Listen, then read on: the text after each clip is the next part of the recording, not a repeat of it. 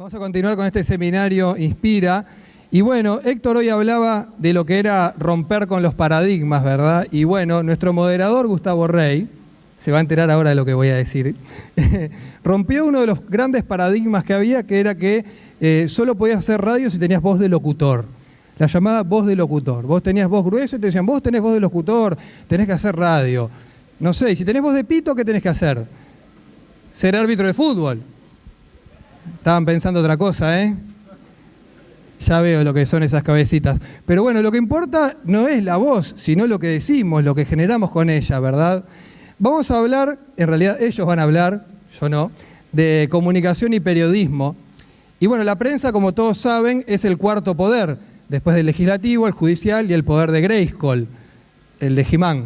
No, es muy viejo para ustedes. No, el legislativo, el judicial y el ejecutivo. Y me animaría a decir que la prensa es el que funciona mejor de todos los poderes. Imagínense si la prensa funcionara como el poder judicial. Las entrevistas serían larguísimas, serían como verdaderos interrogatorios, ¿viste? ¿Dónde estaba usted el día del remate de Pluna? No sé, flaco, yo vengo a presentar mi disco. ¿Pero dónde estaba? ¿Con quién estaba? ¿Tiene testigos? Pero no, por suerte no. Si la prensa funcionara como el poder ejecutivo, como presidencia, imagínate, para llegar a un periodista tendrías que pasar por 40.000 secretarios, prosecretarios, ¿no? Para que un periodista te diera pelota, o quemar gomas en la puerta del medio, ¿viste? Ir con un bombo, sabelo, queremos a Sotelo. Y ahí saldría Sotelo, muchacho, calma, vamos a negociar. Pero no, la prensa, vos llamás por teléfono y la prensa está, ¿entendés? Así sea porque se te perdió la mascota y después resulta que estaba durmiendo en el ropero, pero la prensa siempre te da una mano. Y si la prensa funcionara como el poder legislativo, olvidate, te darían 6 meses para sacar un diario, ¿viste?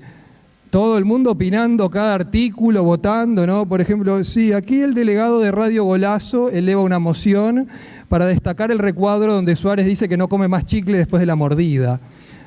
Votos a favor y ahí todos tendrían que votar. Pero bueno, por suerte eso no pasa, pero ¿quién mejor que nuestros panelistas para hablar cómo es trabajar en prensa en este país? Y bueno, y darles a ustedes cosas que los inspiren para continuar con el periodismo si es lo que les gusta.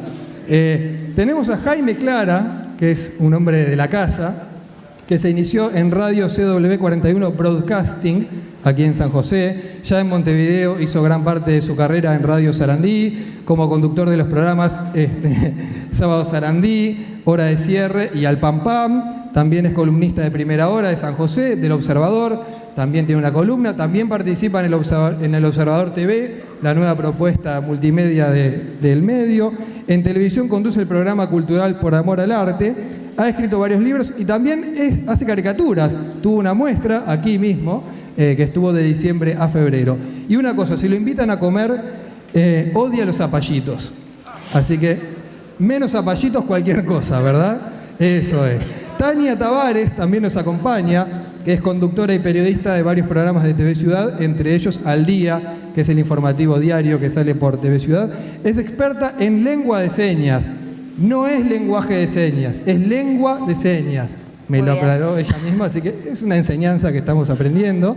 Desde abril de 2013 tiene un ciclo que se llama Enseñas, que son pequeños micros donde justamente se le enseña a la gente la lengua de señas, y gracias a eso yo aprendí que Rampla, se dice así, que es el equipo que yo soy hincha, Rampla.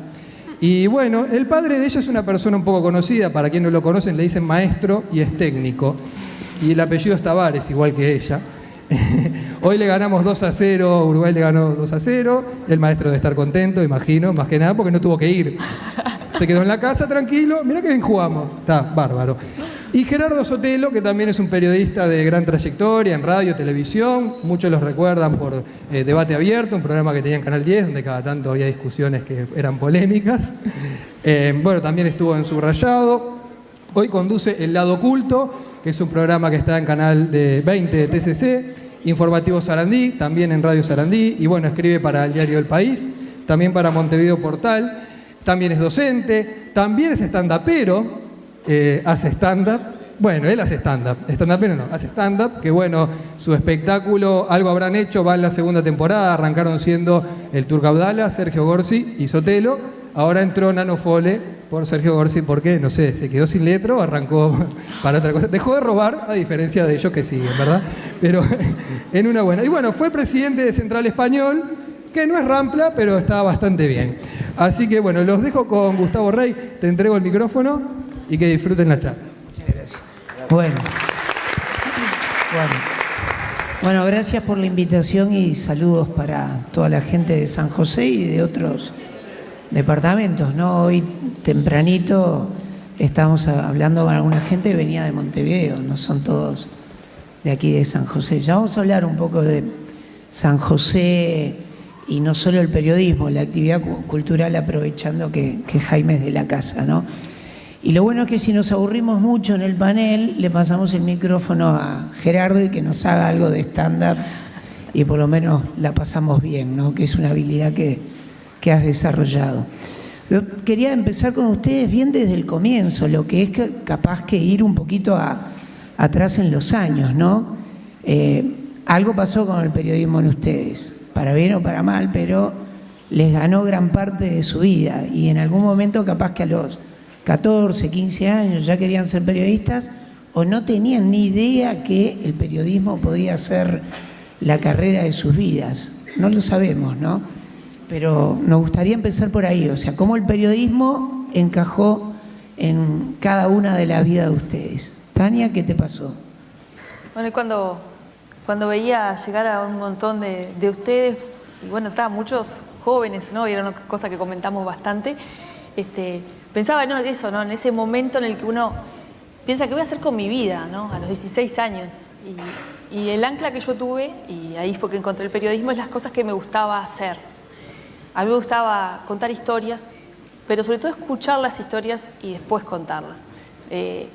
Pensé en ser escritora, y bueno, fue una posibilidad, hasta que bueno, un escritor, Julio César da Rosa, en una charla que dio en el liceo, me destruyó el horizonte porque me dijo que no se podía vivir de eso, que él era escribano. Y encontré en un librito de carreras posibles, Ciencias de la Comunicación, que no voy a denunciar mi edad, pero en aquel momento era una cosa bastante nueva en la que había que explicarle de repente, no sé si a los padres, pero seguro a los abuelos, que era una carrera de verdad, que era algo que se podía hacer y que implicaba dentro de sus muchas facetas el periodismo. Y bueno, desarrollé los últimos años del liceo con esa visión de que lo que quería era, en aquel momento nunca pensé en la televisión, siempre fue en escribir, de encontrar esas cosas que sucedían alrededor, que estaba bueno que el resto de la gente lo supiera y poder contárselas a la gente. Ese fue mi encuentro con el periodismo. Bien. Y cuando le planteaste a tus padres que querías ser periodista, ¿qué te dijeron? Tu padre tenía un contacto con el periodismo, por lo menos deportivo, ya intenso, ¿no? Por suerte no se dejó impactar por ese encuentro que tenía con el periodismo y bueno, no, fue apoyo desde el primer momento, pero sí el descubrir qué implicaba esa carrera de comunicación. Yo recuerdo también la entrevista previa a la Universidad Católica, que fue el lugar donde lo estudié, que yo dije que yo quería ser periodista, y es una palabra que hoy me define. ¿Qué sos? Tania, periodista. Soy la mamá de Sofía, soy periodista de TV Ciudad, y me llena de orgullo. Pero en aquel momento, me acuerdo que en la entrevista previa, Carmen Rico, que era la directora de la carrera, me dijo, pero esto mira que no es periodismo, es comunicación. Y también me siento una comunicadora y una estudiosa de la comunicación, y es algo que creo que es otro horizonte, que está bueno desarrollar, ¿no? En el periodismo encontré desde el primer momento, desde aquel momento que estudiaba, esa posibilidad de evacuar inquietudes, porque pensé que eso se terminaba cuando se terminara la juventud o la adolescencia, y creo que es una cosa que no se te termina nunca, eso de encontrar esas cosas que te generan una adrenalina, que te generan preguntas, y para mí el periodismo a lo largo de la vida y desde ese primer momento fue despertarme preguntas y tratar de encontrarlas, que después uno aprende que nunca son respuestas acabadas, ¿no? Y Jaime, contigo la pasión nace con un juego con la radio que te acompaña a todos lados, ¿no? Sí, yo tenía el hábito de escuchar radio desde chico. Mis padres, para que yo me durmiera, me ponían la radio, y escuchaba mucha radio, hasta que un día, un verano... En esa época vivías en San José. Sí. No, un día a los 8 años, me acuerdo que era verano, era febrero, yo llamaba acá a la radio de San José, a los teléfonos 3421-969, a contestar preguntas del programa Largo Musical que conduce Tomás Puerto y Marisa Delgado, seguramente conocidos por muchos. Los padres de Claudia Puerto, exactamente. Y gané, por fin gané un premio de tantas preguntas que había ganado, y al otro día fui a buscar, gané una torta. Y entonces me dio en el vale para la torta y me quedé sentado. Los estudios estaban en la calle 33, 890, al fondo allá. Seguramente muchos de ustedes ahí ya no llegaron a conocerla. Era un gran salón, 2 grandes salones, se hacían bailes. Y bueno, yo me quedé mirando cómo Tomás Puerto y Marisa hacían el programa. ¿Tenías qué edad? 8. Y entonces, como yo soy hijo de maestros, también maestros muy conocidos y queridos acá, como me vieron sentado solo ahí, el programa iba toda la tarde, además era larguísimo, se llamaba Largo Musical, iba de 1:30 o 2 hasta las 5 de la tarde, me pidieron que lo fuera a ayudar a atender el teléfono. Y fui, entonces tuve que pasar atrás de la consola, porque acá era con operador locutor, y bueno, me encantó, me seduje, le pedí para ir al otro día si podía volver, me dijeron que sí. Fui al otro día, y bueno, después me encontré con un grupo de gente en la radio maravilloso, generoso. Tomás y Marisa le daban la posibilidad a una cantidad de jóvenes que tenían inquietudes. Yo era un niño, pero jóvenes como Daniel Barreiro, Humberto Greno, que está por allá. Y bueno, fui prácticamente todos los días, iba todos los días. Hasta que a los 2 años de eso me dicen si quería salir al aire, y entonces empecé a hacer unos micros que Gerardo se debe acordar, que siempre lo repito, cosas de todo un poco, presentado por Postre Chajá, el postre que gusta más. Y bueno, y a partir de allí empecé a hablar y bueno, después con el tiempo, con los años, bueno, ahí yo ya sabía que quería ser periodista y no otra cosa. Después tuve mi programa acá en la radio, Panorama, que iba los domingos de noche. Yo ya me había ido para Montevideo, pero seguía trabajando los fines de semana acá. ¿Pero qué tenías? ¿19, 18, 20? ¿Qué edad? Panorama fue en el año 79, 15 tenía. 15 años tenía. 15 años. Cuando tenía el programa propio, que lo hice con Wilson Ramírez, que es el actual director de Primera Hora, con Dardo Sellanes. ¿Programa propio con avisadores propios ya? No, avisadores no, avisadores no. No nos pagaban. No nos pagaban. Era una época muy complicada. Me sacaron el programa por pasar música aberrante y tendenciosa. Culpa de aquel que está allá. Una canción, No, en general, ninguno en especial, todos en general. Y ahí me voy a Radio Centenario de Montevideo con el mismo grupo, porque allá estaban trabajando Cacho Mariño y Gerardo Viña transmitiendo la campaña de Defensor. Y entonces, cuando no había fútbol o después del fútbol, hacíamos Panorama los fines de semana.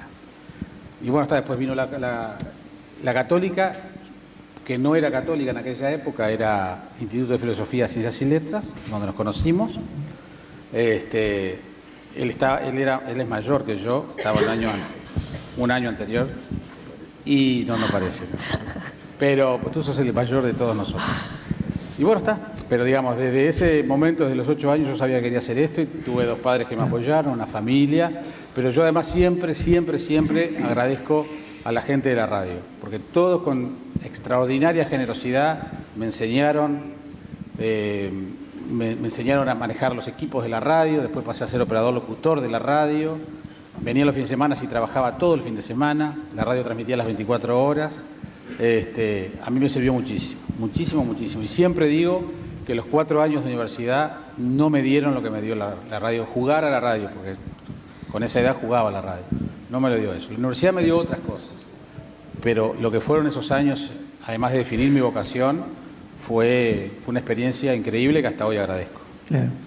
Gerardo, algunas personas te conocimos como periodista escribiendo en semanarios, como un hombre de prensa, pero también enseguida haciendo radio, después vino la televisión. Y lo primero que hiciste en periodismo, ¿qué fue? No, que venía, ayer lo recordaba porque venía escuchando a las cosas en su sitio y entonces no sé cómo apareció el tema de cuándo comenzó la televisión color. Y decía, bueno, en el 80, en el 81, con el Mundialito, y llamé enseguida a Carsolio porque yo lo recordaba perfectamente, porque fue la segunda nota que yo escribí, fue sobre el comienzo de la televisión color, que fue el 25 de agosto del 81. Yo estudiaba periodismo y escribía en una revista que se llamaba Noticias, que después se transformó en el diario Últimas Noticias. El primer artículo que escribí fue sobre el Día de la Madre y el segundo sobre el comienzo de la televisión color. Y al mismo tiempo hacía radio en Centenario, que después me enganché en el programa con Cacho Mariño también, que hoy no puede venir porque no está en San José, va a venir más de tardecita, pero cada vez que vengo por acá nos encontramos y conversamos. Sí, y bueno, y enseguida empezó lo que yo he dado en llamar la generación de los semanarios, que algún día habría que contar la historia. Según dice Antonio Davesí, la denominación es mía, pero dice, pero fuiste vos el que se le ocurrió. Digo, pues que fue muy significativo para nosotros, porque éramos jóvenes en plena dictadura. Entonces, de algún modo, se articulaba el de la búsqueda de la vocación con la búsqueda también de la contracultura y de la expresión política disidente en un contexto extremadamente duro. Entonces, apenas surgían los semanarios, muchos de nosotros nos enganchamos en esa aventura que terminaba por lo general en clausura, trabajo inestable, a veces en detenciones, que nos marcó a todos mucho, ¿no? Tú de alguna manera también sos de esa generación, apareciste un poquito por ahí, sobre todo en radio, pero sí, empezamos haciendo radio y prensa, ¿no? A mí no me lo preguntaste, pero yo te lo quiero contar igual, porque yo soy el de la voz del locutor. O sea, cuando yo tenía 9 años, en mi casa había teléfono, cosa que ahora no tiene ningún sentido, pero en aquella época, en el barrio Palermo, había teléfonos en pocas casas. Una de ellas era la mía. Entonces la gente llamaba a mi casa y me decía, señor, digo, no, tengo 9 años, me preguntaba por mi padre, me decía, hola Toto, no, soy Gerardo. Y tenía la misma voz que tengo ahora, más o menos, ¿no? Entonces todos me decían, qué linda voz que tenés para hacer radio. Y me quedó de chico eso, ¿no? Pues yo era extremadamente tímido, de hecho lo sigo siendo, pero estoy en abstinencia. Pero era muy tímido, no se me ocurría hacer radio. Y además mi viejo era gráfico, era obrero gráfico, una profesión que prácticamente ya no existe, y yo iba a las imprentas en una época en la cual en todas las casas había diarios. Se leían los diarios todos los días, pues la gente se informaba por la radio y por los diarios, ¿no? Entonces la letra impresa a mí me generaba una gran... Yo iba a las redacciones, mi padre, además de trabajar en la imprenta de la UTE, trabajó en El Debate, en El Día, fue cooperativista del diario Época. Entonces la imprenta tenía una gran atracción. Yo jugaba con los diarios, le hacía globitos, le ponía diálogos a las fotos, yo qué sé. Y bueno, siendo ya un adolescente, ya estaba terminando secundaria, un día había un programa que hacía un gran comunicador que ustedes, si no lo conocen, deberían buscar información. Fue un hombre fundamental para todos nosotros, se llamó Rubén Castillo. Un hombre director de teatro, gran difusor de música, de cultura. Creo que nosotros somos los Salieri de Rubén Castillo, sí, con un poco de tolerancia.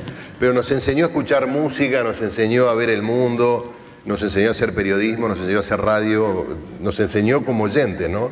Yo tuve la suerte de cruzármelo en Radio Centenario después. Bueno, entonces, ¿qué pasa? El 16 de agosto del 77 murió Elvis Presley, que supongo que todos saben quién es. No importa, para mí fue un artista muy importante. Y yo estaba mal y escuchaba el programa de Rubén Castillo, que ponía siempre a las 4 de la tarde, hacía unas preguntas y te regalaba un libro de la librería de Dicandia, justo, de César Dicandia, Atenea. Entonces pasó 4 canciones y yo llamé enseguida y contesté. Y me dijo, bueno, te felicito. ¿Qué edad tenés? Me dice, yo no sé, 77, 19 años.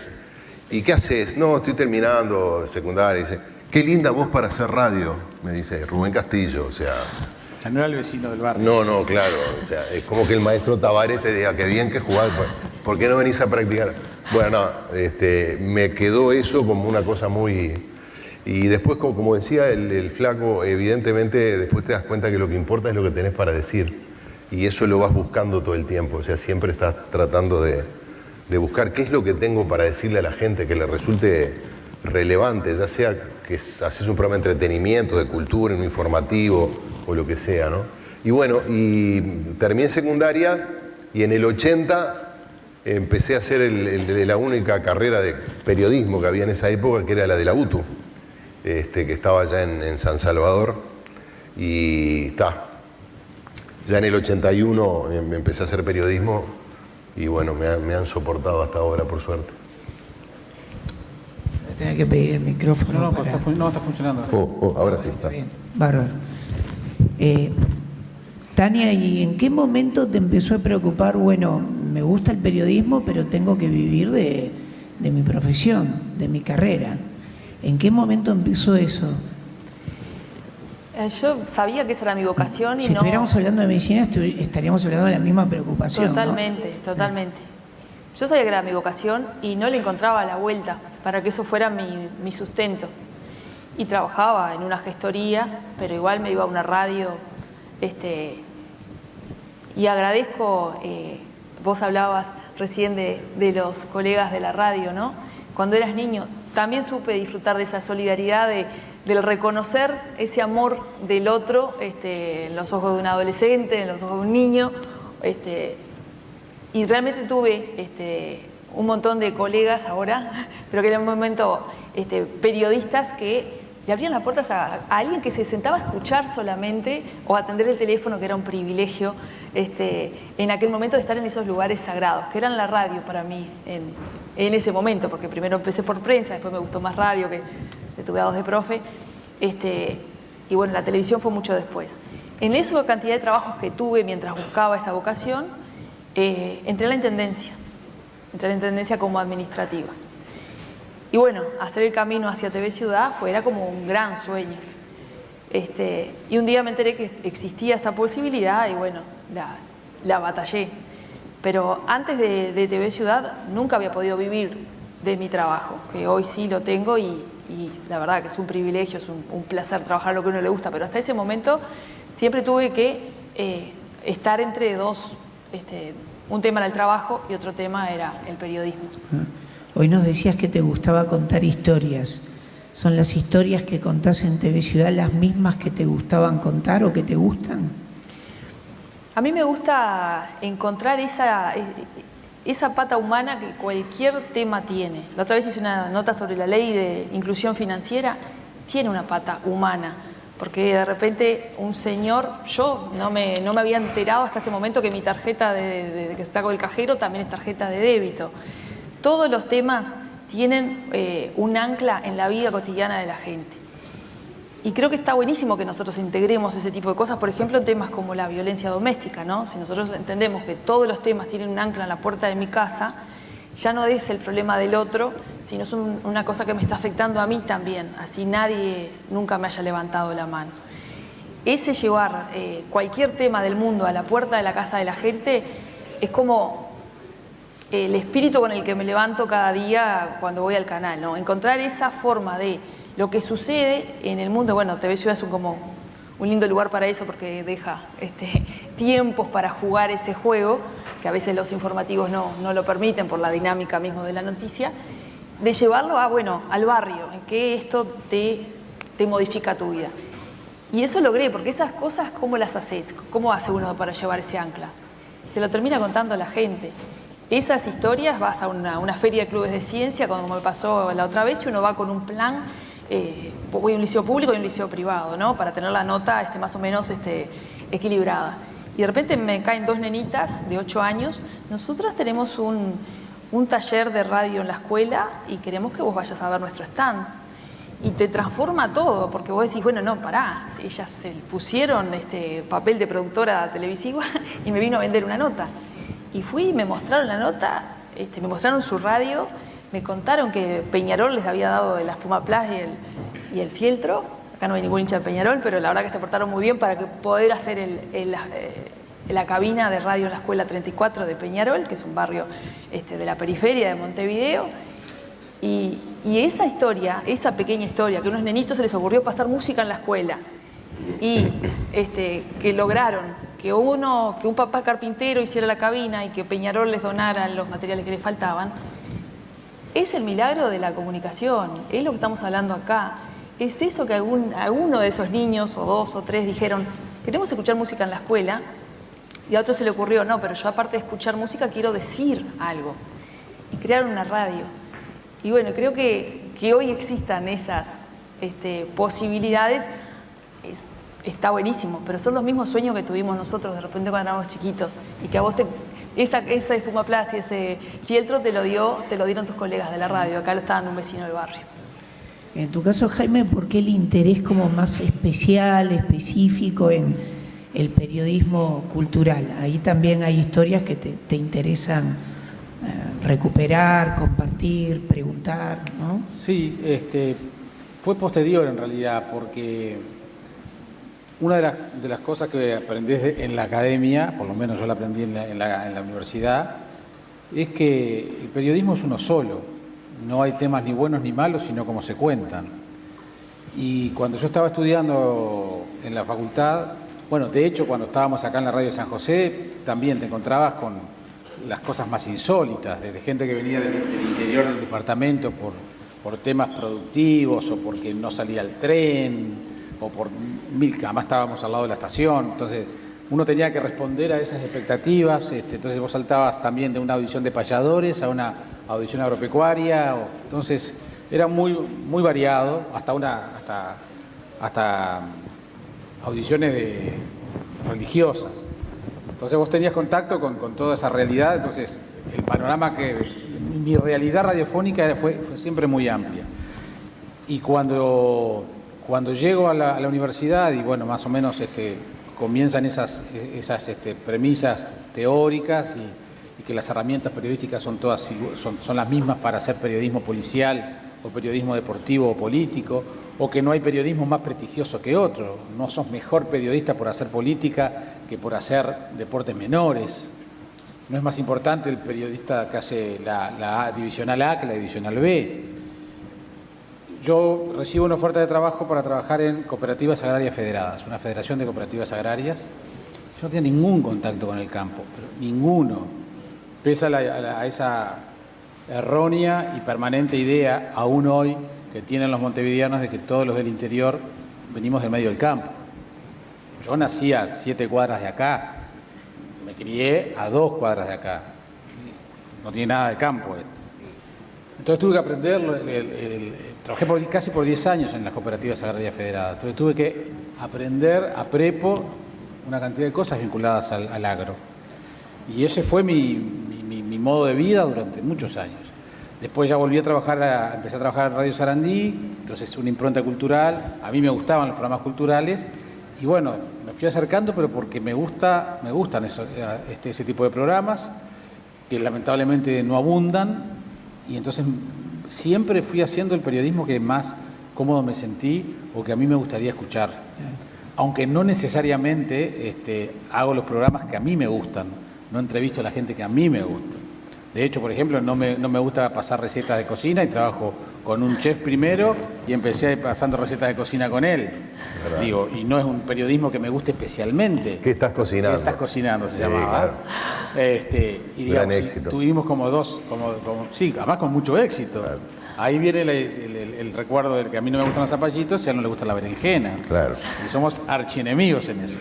Pero entonces, digamos, hago el periodismo que me gusta y ha tenido aceptación. Entonces, bueno, por eso fue que se fue dando casi que naturalmente. Jaime hablaba del periodismo, luego no importa cuál pueda ser la especialidad.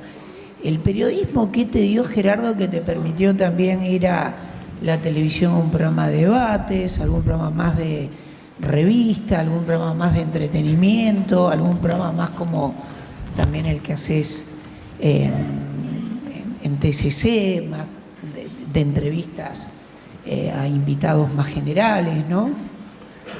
Hay como una base que tiene el periodismo que te puede permitir luego disparar para otros ámbitos. Sí. Agradezco que haber empezado a hacer televisión con 10 años de periodismo encima, porque haciendo prensa y radio, porque te da otro soporte, ¿no? Otra experiencia. Esto se corta, me parece. Te da otra endurance, digamos. Pero yo llegué de casualidad a la televisión. Yo iba a hacer un programa de radio con Gustavo Escanlar en El Espectador y el jefe de programación fue productor de televisión, Hugo Brugnini. Entonces estábamos con Gustavo presentando un proyecto y él me mira y me dice, flaco, era flaco en esa época. Me dice, ¿nunca pensaste hacer televisión? Le digo, no, nunca. Y yo seguía hablando y bueno, hasta al final me hizo hacer un casting y empecé en Canal 4 haciendo el informativo a las 7 de la mañana, ¿no? Muy buenos días. O sea que fue de casualidad y de casualidad estuve 10 años haciendo solo televisión, felizmente sobreviví para contarlo, y de casualidad a los 10 años pude empezar a hacer radio en Sarandí y a escribir de nuevo y ahora estoy como haciendo el camino inverso, ¿no? Digamos, reencontrándome con el gusto por escribir, por contar historias y al mismo tiempo haciendo, bueno, todos los días un informativo en la radio. Pero lo que decía Jaime del que estás cocinando no es un detalle menor y tiene que ver con lo que decía Tania de llevar el periodismo a la puerta de la casa de alguna manera. Porque íbamos a hacer un programa que después hicimos al mediodía y Ligia Almitrán, que era la directora de programación de Sarandí, bueno, le presentamos la idea y el programa empezaba después del informativo a la 1. Se llamaba La Mitad del Día. La Mitad del Día. Entonces, y después tenemos que hablar. Claro. Y bueno, primero, ¿qué hace la gente a la 1? Y come. Entonces digo, vamos a hacer una sección que se llame ¿Qué estás cocinando? Y que la gente nos diga qué está cocinando. Y Ligia me dice, claro, y ahí ya jugás con el qué se está cocinando a nivel político. Y le digo, no, Ligia, no vamos a hacer nada. Y que era rarísimo, pero lo cierto es que la gente se enganchó con el qué estás cocinando. Y además conseguimos sponsor porque, bueno, llovían la llamada y la gente nos decía que estaba cocinando. Ni más ni menos. Nada más que eso. Pero con un entusiasmo. Claro, pero que le llamaba la atención que nosotros en Sarandí le preguntábamos qué cocinaba, una tontería si se quiere. No es tan tontería porque alimentarse, comer, involucra muchos valores de todo tipo, valores familiares, valores culturales, problemas económicos, problemas de trastornos alimenticios. Significa el encuentro o no de la familia, en fin, era la excusa para que la gente, contando algo de su vida cotidiana, sintiera que un medio de comunicación como Radio Sarandí lo tenía en cuenta, ¿no? Además hay un detalle que siempre a todos nos debe haber pasado, eso que ella decía, que le cambiaron esas 2 niñas, le cambiaron claro. la cosa. Por ejemplo, nos podíamos matar haciendo o produciendo una entrevista con el tema más serio del momento, el más importante, entre comillas, de ese momento en la vida del país o del mundo, pero la gente se enganchaba con el que está cocinando. Claro, entonces, yo recuerdo que hace relativamente poco tiempo en Alpampán, en la tarde, en esa cosa que tenemos, el programa de la tarde, que tenemos que tener una consigna para que los oyentes opinen, no sé dónde salió, pero todos los programas de la tarde tenemos una consigna.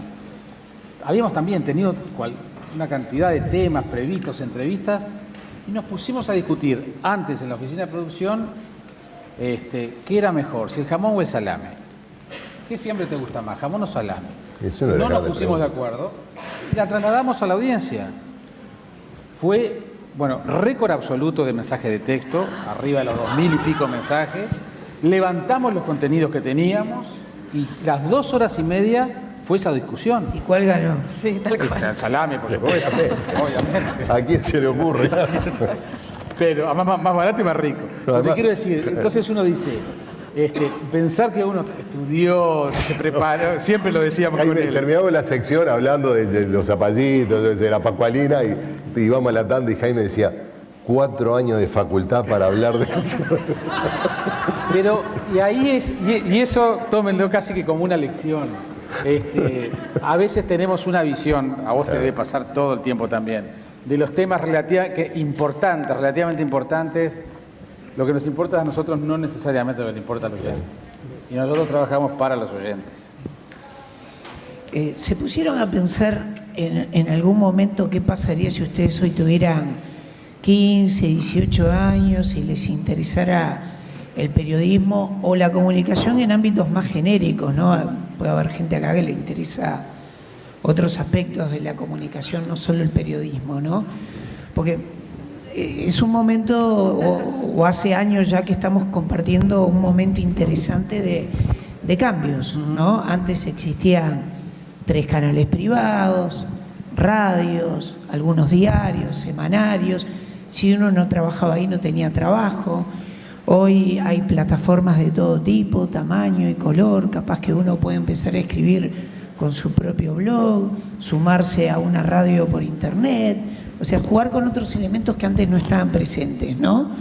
¿Por dónde cree que va el periodismo y qué les pasaría a ustedes si fueran jóvenes y tuvieran ganas de hacer algo en materia de comunicación? ¿Por dónde se meterían a hacerlo? No siempre tiene que empezar Tania, pobre. No, Tania, pobre. Siempre.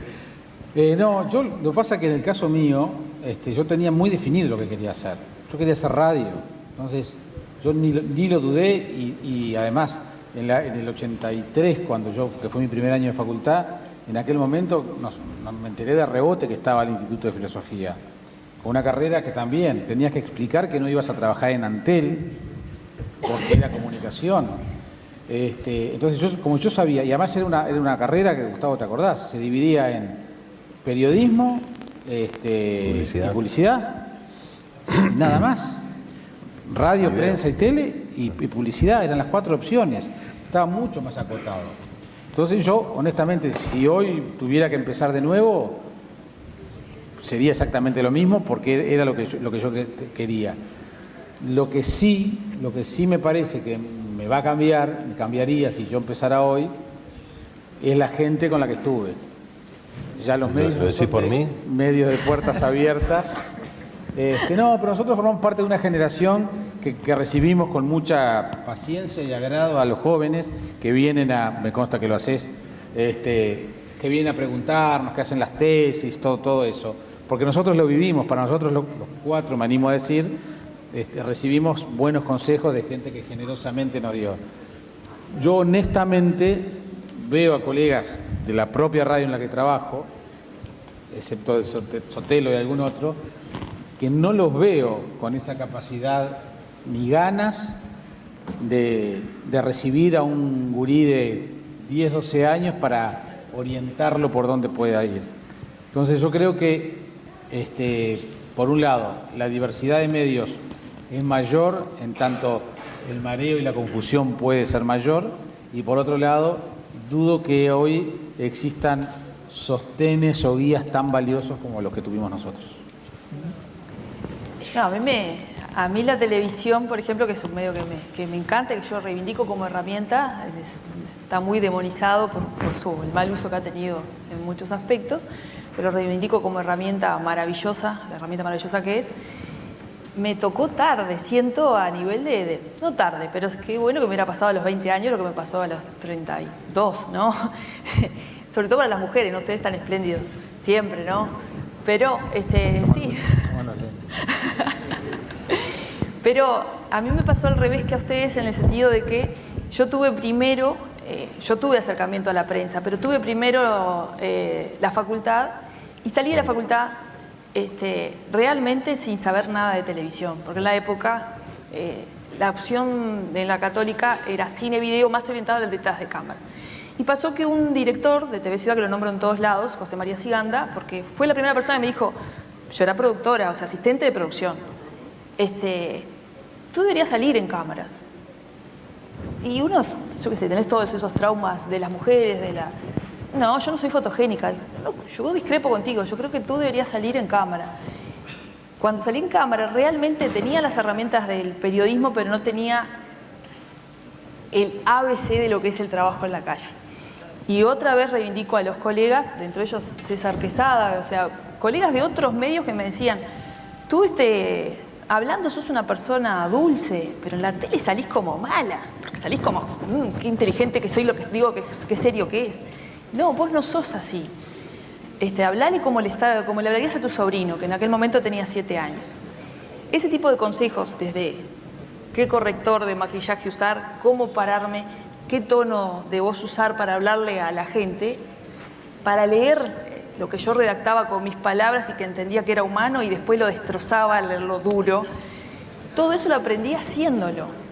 Yo siento que tuve realmente 2 universidades y no solo TV Ciudad, que es mi casa, ¿no? Sino todo el resto de los colegas que fueron absolutamente generosos en decir, vení, no te me lo tomes a mal, pero esto que estás haciendo no sos vos. Pero realmente reivindico el estudio universitario y todas las armas que me dio la licenciatura en Ciencia de la Comunicación, pero entiendo que lo que haría de distinto, no quisiera volver a tener los 18 años y remar todo eso de vuelta, pero si volviera a tener la oportunidad, tratar de acompasar un poco más esa experiencia del aprendizaje que la vida te va llevando, que que el que manda es el periodista en la calle y no el productor, que vos salís a buscar una cosa y realmente te encontrás con una situación distinta. Yo las aprendí haciéndolas. Entonces, me hubiera gustado que fuera un poquitito al revés, o por lo menos mezclado.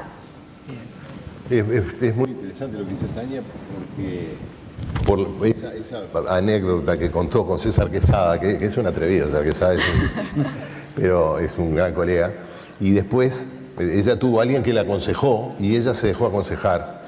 Y yo no sé si le pasa a Jaime, pero a uno le pasa con colegas jóvenes que salen de la universidad y que no siempre se dejan aconsejar.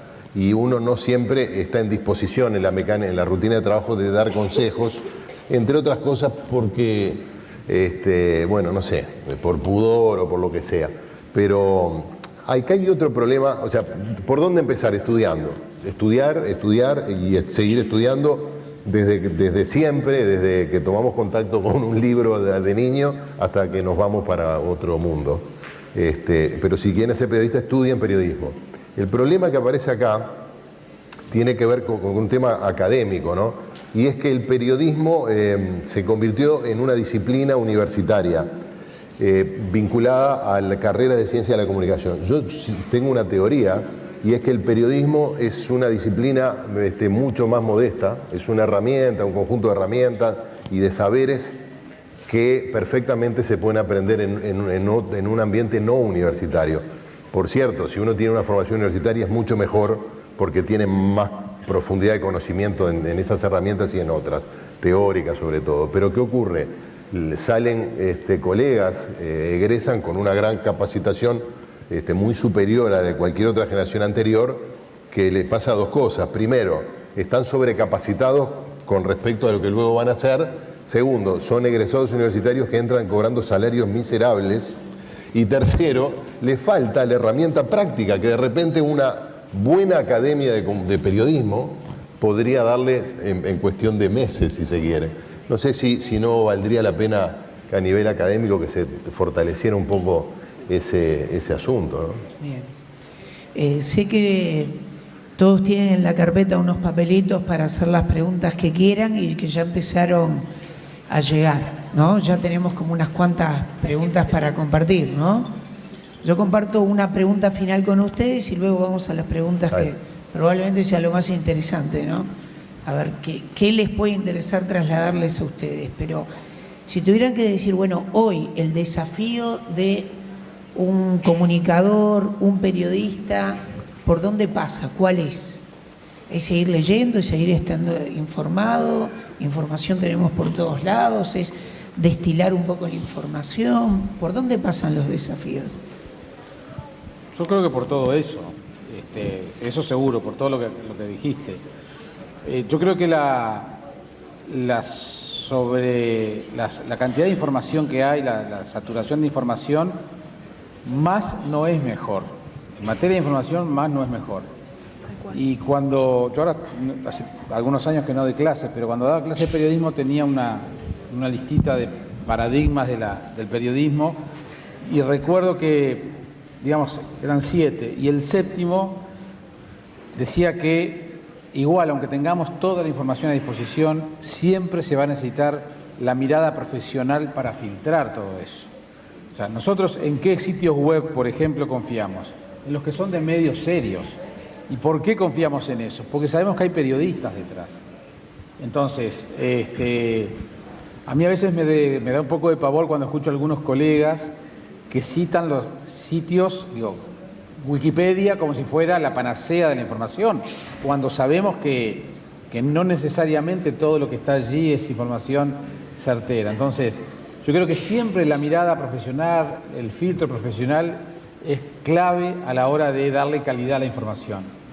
Y cuando uno habla de calidad a la información, habla de compromiso, habla de veracidad, habla de responsabilidad, habla de ecuanimidad y de una cantidad de cosas que hacen que, bueno, que siempre es mejor un mundo con periodistas que sin periodistas, que es un concepto que se ha puesto un poco de moda en Argentina. O sea que yo creo que el gran desafío es seguir haciendo las cosas lo mejor posible con esos postulados y esos valores con los cuales crecimos. Y simplemente para terminar, cuando recién Gerardo decía que siente que a veces hoy los periodistas jóvenes o algunos periodistas ven con mala cara, que se los aconsejo, le diga, che, mirá que me tropecé 500 veces con la misma piedra que te acabas de tropezar tú, entonces me parece que puede ir por acá. Yo por suerte no tengo mayores problemas porque como mi nicho con el tema cultural, el programa cultural está tan acotado y tan definido y nadie quiere agarrarlo. Saben que uno no le va a hacer sombra ni quiere puesto de nadie, pero bueno, el medio es muy mezquino. Yo siempre recuerdo una frase que tiene Hermenegildo Sabat, el caricaturista uruguayo que trabaja en Clarín en su escritorio, que me parece muy aplicable a lo que es el mundo de la comunicación y el periodismo. Sabat tiene un cartelito en su escritorio que dice: sea modesto, antes que usted naciera, algunas cosas ya estaban inventadas.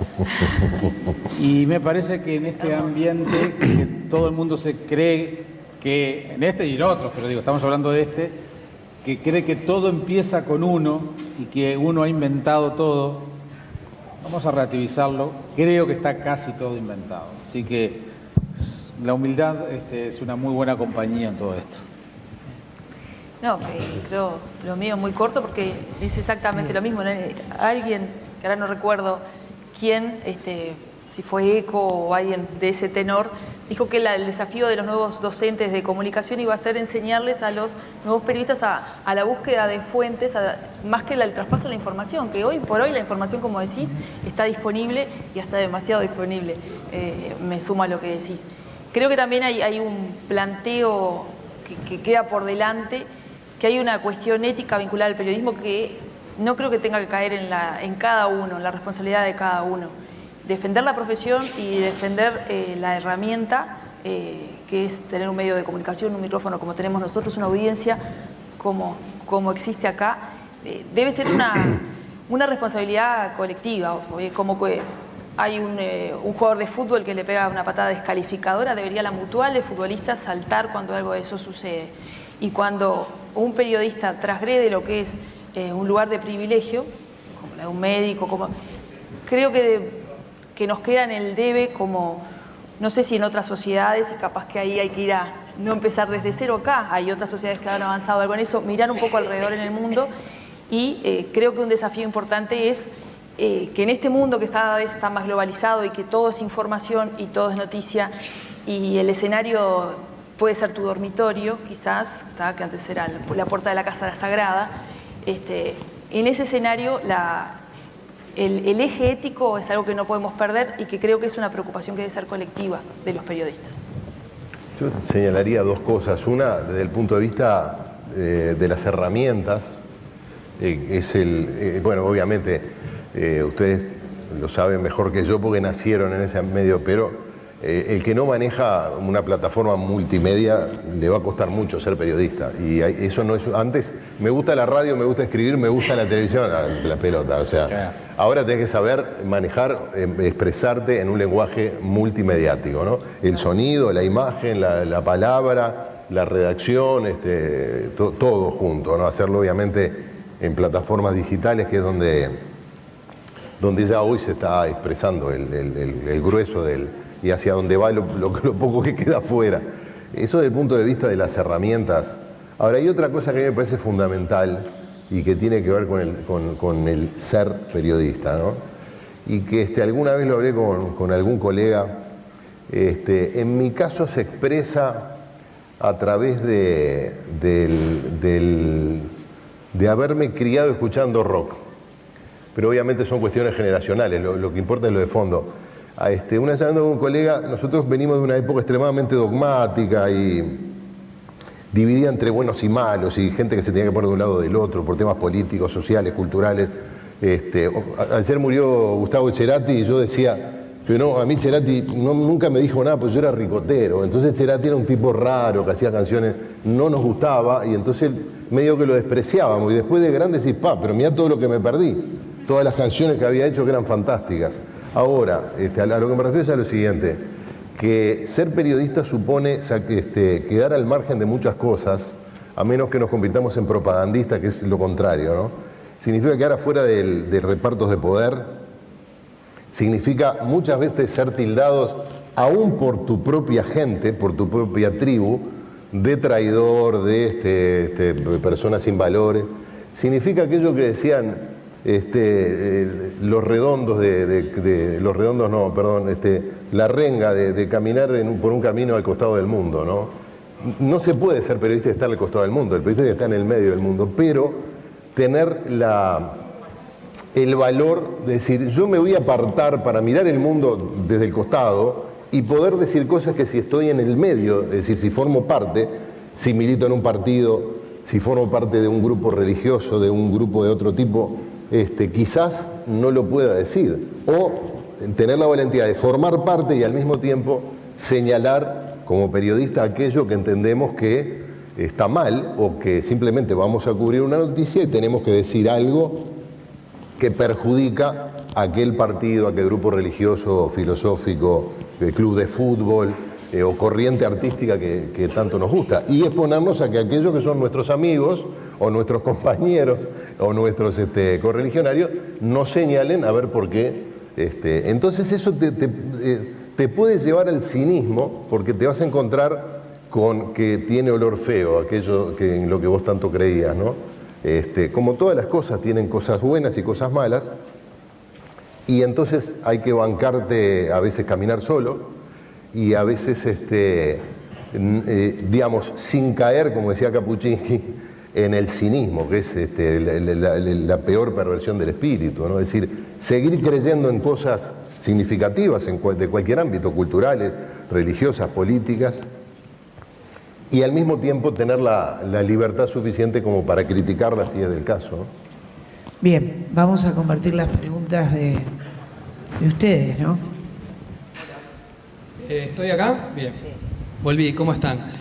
Una pregunta que se repitió bastante es ¿cuándo es la merienda? Que es ahora, después de que terminemos con este panel. ¿Hay comida? Sí. ¿Hay café? También. Capaz que está lloviendo un poquito, pero un poquito nomás. Así que es correr, dar la vuelta y ya está. Seleccionamos algunas de las preguntas, son un montón, la verdad. Gracias por hacer las preguntas y gracias por hacer una letra que se entiende. No en todos los casos, pero el esfuerzo igual se valora. A Jaime le hacen una pregunta interesante que tiene que ver con la magia de la radio.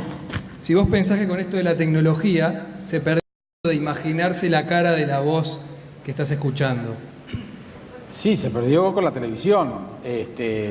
Yo al principio era reacio a las publicidades de la radio mostrándonos las caras de nosotros. Me parecía que justamente se perdía la magia. Siempre hay mil anécdotas de lo que significan las voces y las caras.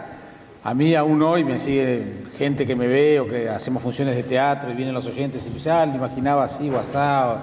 La radio sigue manteniendo una magia. Bueno, el hecho de estar haciendo tele y todo eso también creo que la perdió, pero sí, se perdió un poco la magia de la radio.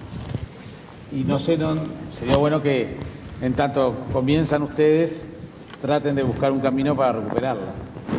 Bueno, muchos preguntan también por la dificultad de la inserción en los medios de comunicación y bueno, y si ayuda el hecho de ser hijo de, ¿no? Por ejemplo, o tener algún contacto y bueno, tenemos a Tania, que es la hija de una persona muy conocida y bueno, la pregunta también tiene que ver con que si te jugó a favor en algún momento el hecho de ser la hija del maestro. Todo el tiempo me juega a favor, sobre todo cuando van a la selección, y todo el tiempo me juega en contra cuando pierden. Yo llegué a la Intendencia como administrativa y a los 2 años logré llegar a TV Ciudad. Entiendo que una de las cosas más fuertes de mi vida es ser la hija del maestro Tavares, y lo soy, como soy la madre de Sofía. De las 2 cosas me siento orgullosa, ninguna de las 2 tiene que ver con mi carrera. Cuando Uruguay tuvo el 4.º puerto en Sudáfrica, lo que tuve fueron muchas notas de prensa. Es como que dejé de ser invisible para Sado Show, por ejemplo.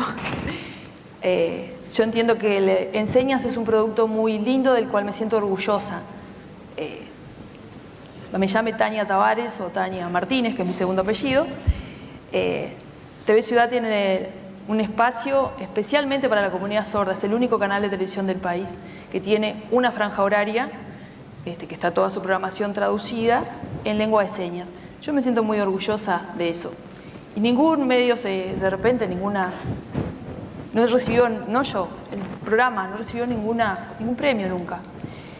Pero sé que hay un montón de gente que lo ve, que ve eso. Por ejemplo, la comunidad sorda, las 30.000 personas sordas que hay en el país, quizás que tengan TV Ciudad, sean 100, que lo miren sean 10, así sea 1.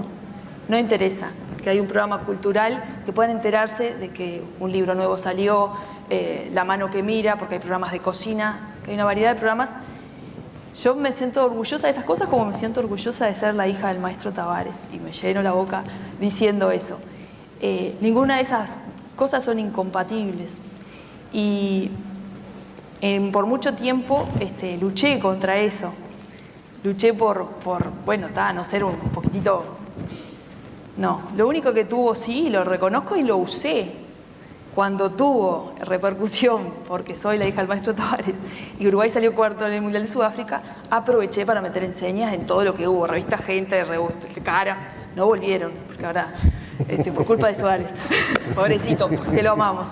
Pero no me hago cargo de eso, no me hago cargo de las miradas del resto sobre lo que puede aportar o no. Sin duda que tiene un efecto, más ahora hablaban de la magia de la radio, ¿no? Te puedo cruzar en el supermercado, Jaime, todo el tiempo. A vos, viviste el Malvin en alguna época, algo yo te crucé. Uno en Montevideo es como la publicidad de la Nix aquella, no sé si se acuerdan, nos conocemos todos. En Montevideo, más en el Uruguay, ahora estamos en un ámbito más grande, pero me encontré con una gran locutora, la Rosa Labraga allá, que se vino especialmente para ver este evento. Me encontré con Mavi, otra niña que conozco también acá de San José.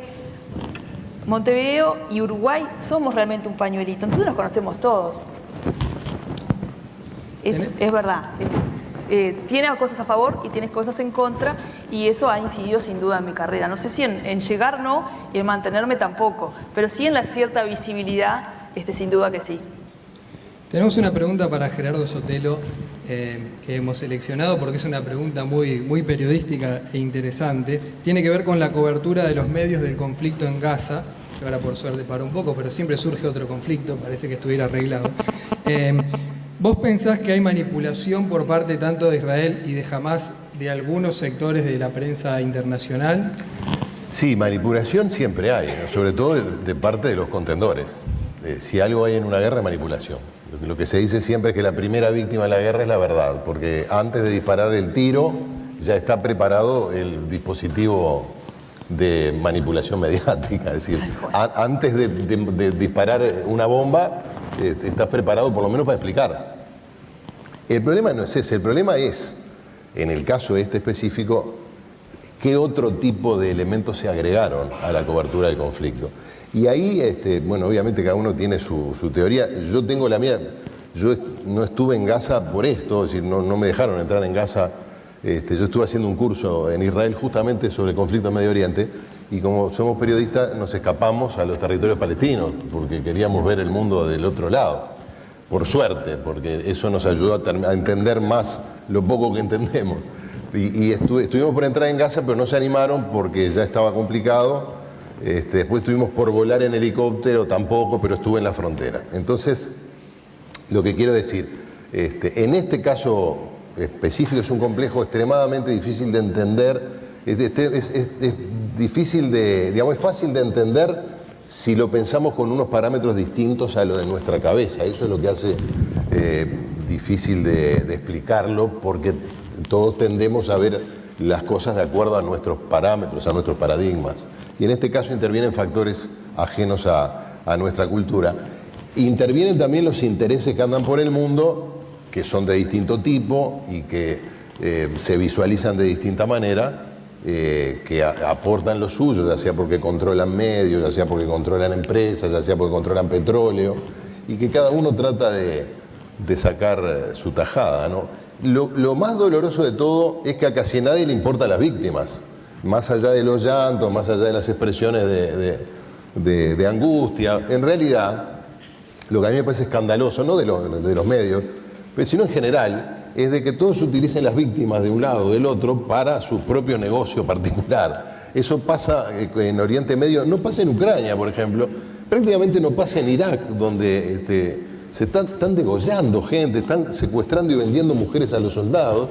Recién ahora parece que Occidente se está despertando de que algo pasa, entre otras cosas porque lo que pasa en Irak en buena medida es culpa de Occidente también. Pero bueno, ya nos vamos un poco del tema. Pero sí, creo que la cobertura del conflicto en Gaza debería mover a una profundísima reflexión con respecto a cómo se cubren los conflictos, porque ahí se dio un fenómeno muy peculiar, y es que el grueso de las víctimas venían de un solo bando, que, esto es una opinión personal, pero creo que se puede demostrar fácilmente, que había sido el bando que había provocado, no digo una represalia de ese volumen, pero que había provocado el otro, y que además los periodistas que cubrían la Franja de Gaza estaban sometidos a los controles del grupo Hamás, que no es precisamente una organización no gubernamental de protección de los periodistas. Naturalmente querían dar la versión de la realidad que le convenía a su propaganda. Entonces, ¿qué pasaba? De Gaza salía únicamente las imágenes y los reportes que le convenía a Hamás, que tiene bajo su control Gaza por medio de la fuerza. Entonces el resultado era que, además de que efectivamente la inmensa mayoría de las víctimas eran gazatíes, encima lo único que veíamos de Gaza era a los niños despedazados. Jamás veíamos a los combatientes de Hamás tirando bombas desde arriba de las escuelas, como lo hacían. Eso es un dato de la realidad. Entonces eso generaba todavía una sensación más distorsionada de lo que efectivamente fue una gran tragedia humanitaria, ¿no? Claro, evidentemente la prensa está condicionada por ese tipo de cosas que salen de un lugar que es imposible entrar prácticamente. Exactamente, y porque efectivamente había personas inocentes muriendo, es decir, era como la tormenta perfecta, estaba ocurriendo una matanza de civiles que se podrá explicar o no, pero quiero decir, y al mismo tiempo solo se mostraba a las víctimas y no se daba todo el contexto, porque si efectivamente, como después vimos, en su momento se hubiera mostrado a los combatientes de Hamás tirando bombas, hay una única iglesia cristiana en Gaza, que tiene un obispo, hay 200 cristianos en Gaza y 1,5 millones de musulmanes aproximadamente. Entonces el obispo, cuando vio que bombardeaban, abrió la iglesia. Entraron 200 cristianos y 7.000 musulmanes, todos dentro de la iglesia, para que no los mataran. Tiraban bombas desde arriba de las iglesias. Gracias a Dios, digamos, no bombardearon la iglesia, pero me explico, entonces era así de cruel el conflicto, pero no se reflejó en la cobertura que venía desde Gaza algunos detalles que eran significativos para entender. Eso fue muy, muy duro, ¿no? Vamos a hacerle la última pregunta, que va a ser una pregunta para todo el panel, y ya nos vamos a la merienda. Ya nos vamos a la merienda, no se preocupen, ya nos vamos a la merienda.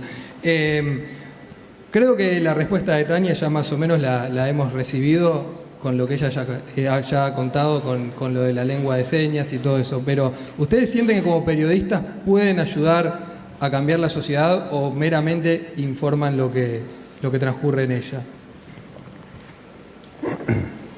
Los matamos con la pregunta. Bueno, como dijo Jaime,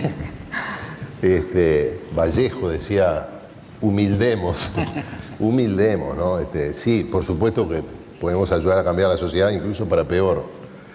Claro.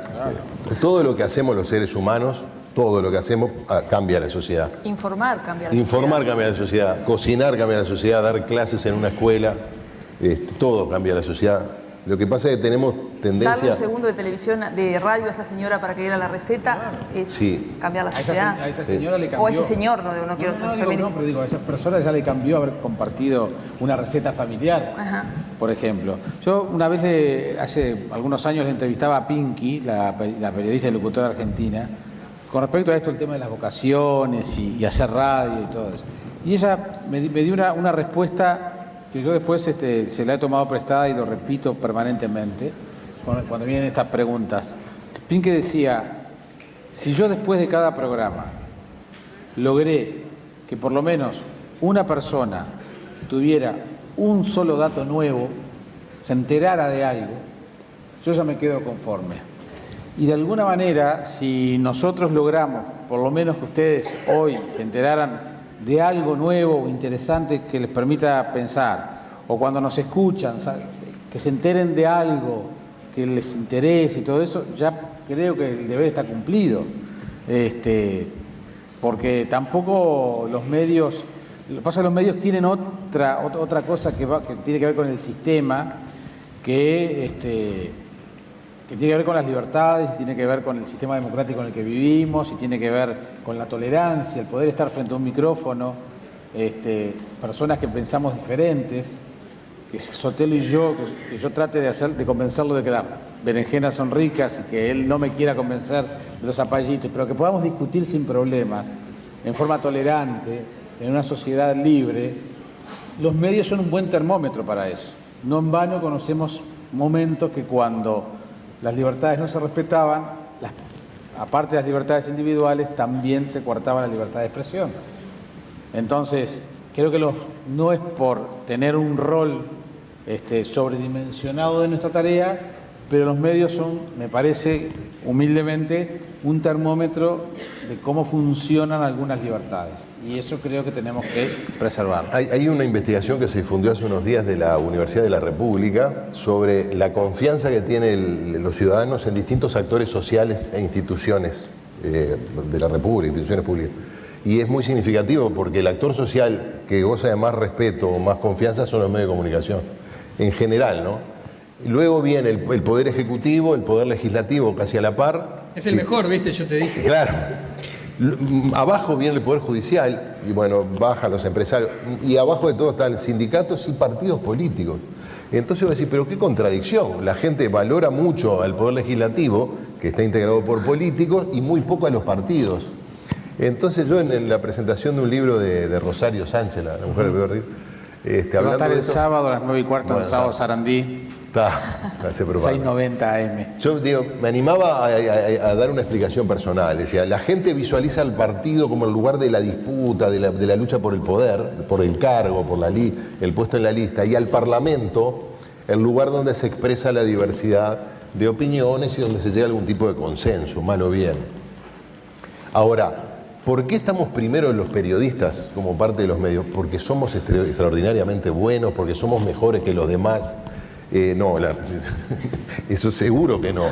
Ahora, ¿por qué? Y mi explicación viene por el lado de lo que dice Jaime, porque de alguna manera todos visualizan, bueno, nosotros estamos adentro, pero el público visualiza o ve que a pesar de sus imperfecciones y que me gusta fulano pero odio a mengano, jamás leería tal diario, pero confío en tal otra periodista o tal otro periodista, eso que llamamos los medios es un foro lo suficientemente diverso y lo suficientemente creíble, por lo menos en aquellos que yo creo, como para sentir que me entero de todas las cosas importantes, o que mal que bien escucho a todas las voces relevantes, todas las voces significativas sobre los temas relevantes, y más allá de la calidad que pueda tener tal o cual medio de comunicación. Eso es una forma de colaborar en cambiar al mundo, ¿no?